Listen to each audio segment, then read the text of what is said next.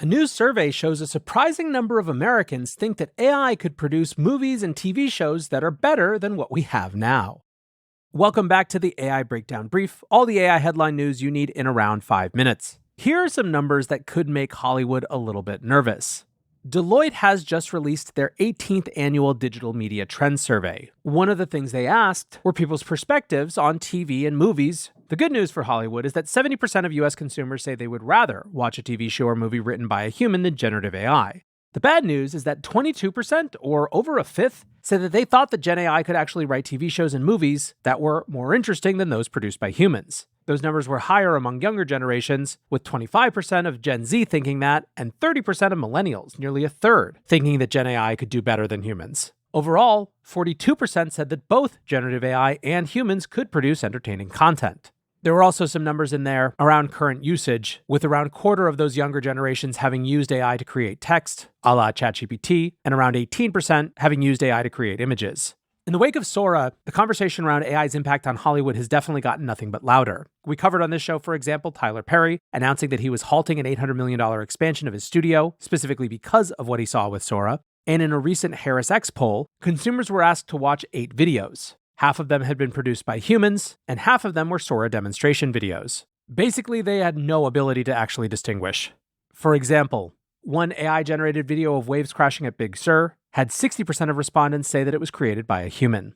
Now, the scale and the scope of AI-wrought change perhaps makes our next bit of news entirely expected, and that is the announcement that Anthropic is teaming up with Accenture and AWS to train 1,400 Accenture engineers as specialists using Anthropic's models on AWS. Anthropic writes, Accenture's engineers will help organizations use their own data to fine-tune Anthropic's models on AWS to enhance performance for their use case and industry. Ralph Brooks writes, Translation: Accenture has relationships with Fortune 500 companies to sell consulting work. Those companies use AWS and that isn't going anywhere. Anthropic has high-end models but dismal market share, so Anthropic will do fine-tuning boot camps to Accenture for a fee.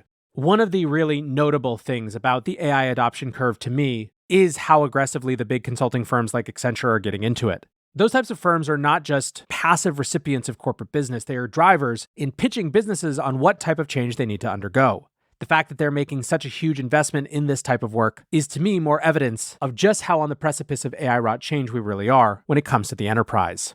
Patrick Hussey, however, points out something else about the deal. He writes, something worrying is becoming clear in the AI transition. It's a game only giants can win, and they are really going for the jugular. The three-way deal between Anthropic, Amazon Web Services, and Accenture highlights this new reality. Previous sea changes in business and tech were led by plucky startups that took years to grow. In this transition, that's not possible for 2 reasons. 1, the training runs top foundation models require eat up chips, cash, and compute small companies do not have. 2, the disruptive opportunities have already attracted established players who are pumping rocket capital and know-how into only a few companies. Result, the new giants of AI are joining forces with legacy giants in consulting and tech to own enterprise AI adoption. This is a clear bid to seize new economic territory and own the future.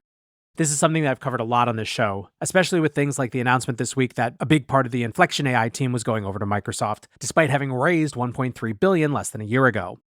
Another piece that Patrick doesn't even mention, which I do think is important as well, is that because so much of the value of AI comes from how an enterprise lets it interact with their data, there is also a natural bias towards working with companies that they already trust to interact with their data, which gives incumbents, the Salesforces of the world, for example, a leg up that they might not have previously had in other tech revolutions. Another story reinforcing just how hard it is to be a foundation model startup if you're not at the very top level. The Information reports that Cohere is having a slightly hard time raising funding.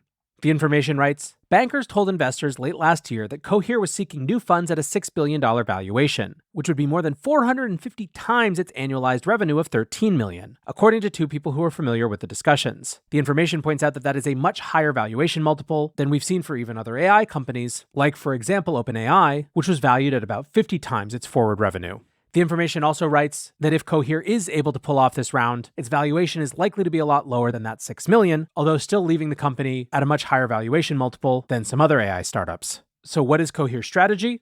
The Information writes, Cohere has tried to differentiate itself from larger competitors by selling its technology only to enterprises and avoiding the consumer chatbot race sparked by ChatGPT. And in recent months, Cohere's leaders have decided not to compete with OpenAI and others in developing the biggest, most state-of-the-art AI models, instead focusing on retrieval augmented generation.